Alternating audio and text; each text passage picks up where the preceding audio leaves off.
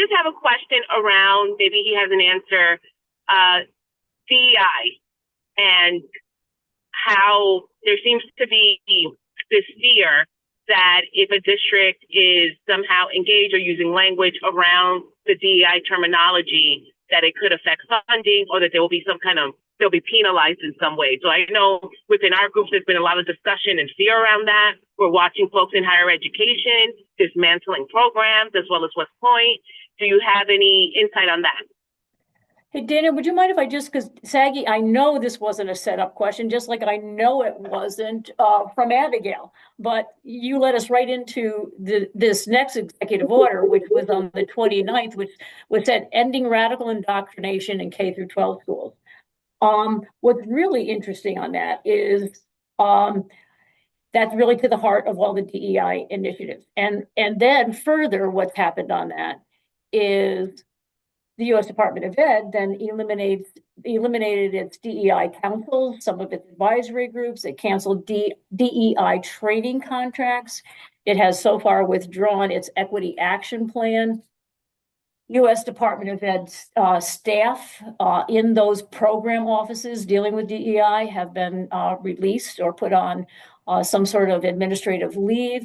And I believe, Daniel, on the web page, all the DEI resources and statements promoting DEI. But maybe, Daniel, you can lead us into this conversation by also telling us what US DOE has kind of walked back lately in their Q&A. Perfect, Say. Thank you. Sure. Yeah, so I think again, the takeaway is no, you don't have to change anything. You shouldn't change anything. Whatever your school's mission and values are, you should maintain that. The administration, other than saying diversity, equity, and inclusion, the feds have not said what that is. So again, it's this mood or this like vibe-based politics where the federal government is saying, or you know it when you see it, you can't do it. But to which you should rightly say, I don't know what you're talking about. I do need you to define that.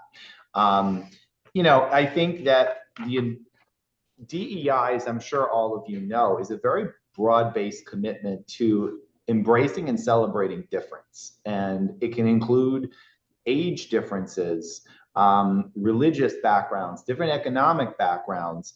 The federal administration, without saying so, has crudely suggested that this is just affirmative action for African Americans. And I think maybe it's the age of some of the cabinet appointees. They're still stuck in 1968 or whatever, the social battles of that era. But obviously, that is an important part of DEI that we should celebrate, but it's also a big, broad, encompassing principle. And differences in students with disabilities are a big part of this too.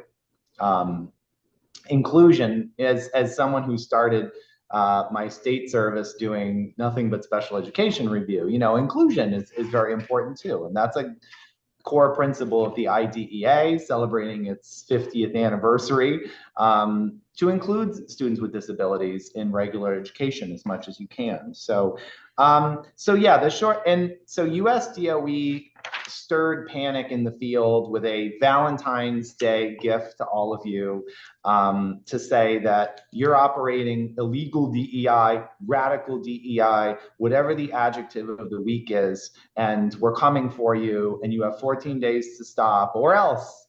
Lo and behold, 14 days came and went, and all they had to issue was additional FAQ guidance that largely walked back some of their threats. So US DOE is putting all of its eggs in a single Supreme Court basket, and that is the Students for Fair Admission case. This was a ad hoc group. Actually, I take it back. I don't know if they predated this fight with Harvard and UNC, but activist group, Students for Fair Admission, sued two universities, Harvard, University of North Carolina, Chapel Hill, alleging that their admissions criteria were race-based and impermissible. The Supreme Court agreed, basically on the rationale that all racial preference in college admissions is subject to a very high bar. It did not say it is always improper, that it's always illegal. But if you do it, it has to be targeted. You have to have basically an action plan for here is our problem, here is how we are addressing it, and here's where we want to get.